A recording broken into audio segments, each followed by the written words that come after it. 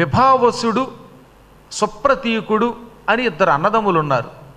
విభావసుడు అన్నగారు, సుప్రతీకుడు తమ్ముడు.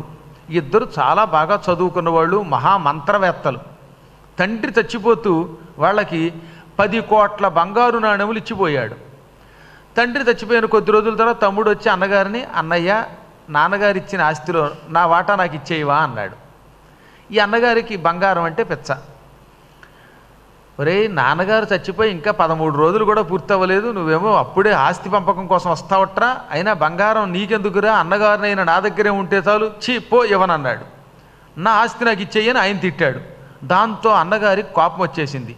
తమ్ముడి మీద ఆగ్రహాన్ని ప్రదర్శిస్తూ గజోభవ అన్నాడు. 6 యోజనముల పొడవైన బలమైన ఏనుగైపోని చెప్పించేశాడు. దాంతో తమ్ముడికి కోపం వచ్చింది. నీకేనేమిటి మంత్రశక్తి, నాకే ఉంది, నువ్వు కచ్చపం తాబేలైపో అని చెప్పించాడు. ఈ విధంగా అన్నగారేమో తాబేలైపోయాడు, తమ్ముడు ఏనుగైపోయాడు. తమ్ముడేమో అడవిలో ఏనుగు రూపంలో తిరిగేవాడు. అన్నగారు ఆ అడవిలో ఉన్న ఒక విశాలమైన సరస్సులో తాబేలై తిరిగాట. ఈ ఏనుగును ఈ తాబేలు పూర్వజన్మ వాసన కలిగినవి. నేను తమ్ముడిని, నేను అన్నగారిని అని జంతువులైనా వాటి గుర్తున్నాయిట. ఇప్పుడు జంతువులైపోయినా బంగారం పెచ్చపోలేదు. బంగారంలో గొప్పతనం ఏమిటో తెలియదు కానీ పాత వాసన. నా బంగారం నాకు ఇవ్వవా అన్నయ్యా అని తమ్ముడు గారు అప్పుడప్పుడు నీళ్లు తాగడానికి ఆ చెరువు దగ్గరకు వచ్చి చెరువులో ఉన్నటువంటి తాబేలను అడిగేవాట. నీకు చచ్చినా ఇవ్వనరా, నేను తాబేలైనా, పీత అయినా, దోమ అయినా, గురువుగారిని మధ్య మధ్యలో పీడిస్తున్న సాలెపురుగైనా, ఏ పురుగైనా సరే నేను మాత్రం నీకు మాట వరసకు కూడా బంగారం అన్నాడు ఆయన. ఇంకేముంది, ఈ ఏనుగు నీళ్లలో అడుగు పెట్టడంతో కాలు గట్టిగా పట్టేసేది ఆ తాబేలు. ఈ రెండింటికి ఘోర యుద్ధం. పూర్వం గజేంద్రుడికి మకరేంద్రుడికి యుద్ధం జరిగినట్టు యుద్ధం జరిగేది. ఇద్దరూ మహాత్ములు అవ్వడం వల్ల గాయపడేవారే తప్ప చచ్చేవారు కాదు. ఎవరిని చంపలేకపోయేవారు. ఆ తర్వాత ఏమైపోయింది, ఎవరి దాని వాళ్ళు వెళ్ళిపోయేవారు. ఇలా ఎప్పటికీ 1000 ఏళ్ళుగా యుద్ధం చేసుకుంటున్నారా వాళ్ళు. నువ్వు ఇద్దరిని ఒక్కసారి పట్టేయి, వాళ్ళని తిన్నావంటే నీకు లాభం, వాళ్ళకి లాభం. ఆ ఇద్దరిని తిన్నావంటే నీకు మంచి బలం వస్తుంది, వాళ్ళ మంత్రశక్తులు నీకు వస్తాయి, ఆకలి తీరుతుంది, స్వర్గానికి వెళ్ళగలవు. వాళ్ళకి లాభం ఏమిటి, నీ చేతిలో మరణించిన తక్షణం వాళ్ళకి శాప విముక్తై వాళ్ళ రూపాలు వాళ్ళకు వస్తాయి, వాళ్ళలో ఉన్న ఈర్ష్య క్రోధాలు పోయి మళ్ళీ ఐకమత్యం పొందుతారు. నీ కాళ్ళకు ఆ శక్తి ఉన్నది. కానీ ఒక్కటి గుర్తుపెట్టుకో, ఒక్కసారిగా రెండింటినీ పట్టుకోవాలి. విడివిడిగా ఏనుగుని కానీ తాబేలుని కానీ పట్టుకున్నావా ఆ రెండు కలిసి నిన్ను చంపేస్తాయి. వాటికి ఆ మహాశక్తి ఉన్నది. కాబట్టి ఏ పరిస్థితిలోనూ కూడా రెండింటిని ఒక్కసారి పట్టుకోవాల్సమా అంటే అలాగే తండ్రికి చెప్పి ఈయన వెంటనే ఆ అరణ్య ప్రాంతానికి వెళ్ళాడు. ఆ అరణ్యంలో ఓ పెద్ద చెరువు ఉన్నది. ఆ చెరువు దగ్గరికి యథాప్రకారంగా గజరాజు గారు వెళ్ళారు. గజరాజు గారిని పట్టుకున్నది కచ్చపం. ఇంక ఈ రెండింటికి మహాభయంకర యుద్ధం జరిగింది.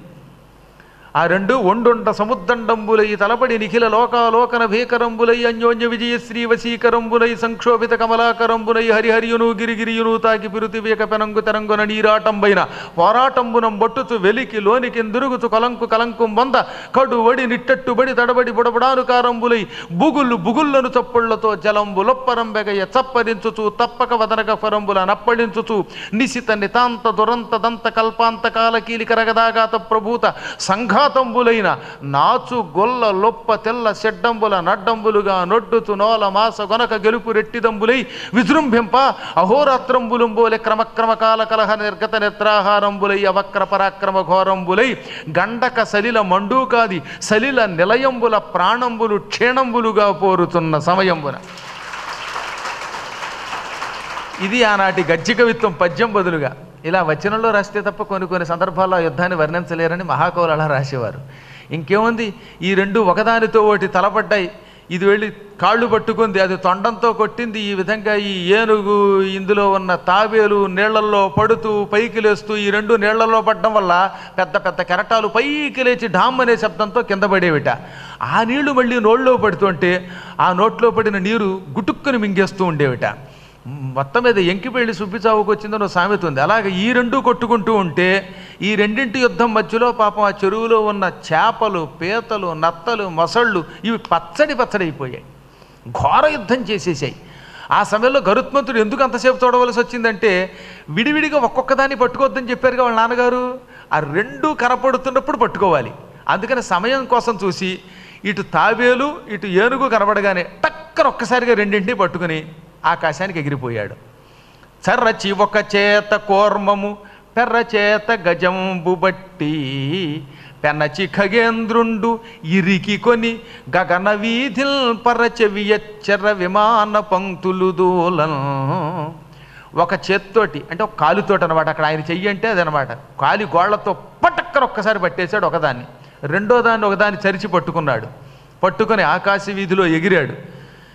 మహావేగంగా ఎగురుతూ ఉంటే కొండలు ఎగిరిపోయాయి, చెట్లు విరిగిపోయాయి. అంత ఆయన రెక్కల నుంచి వస్తున్న తుఫాను గాలికి అడివంతా ఊగిపోయింది ఏకంగా.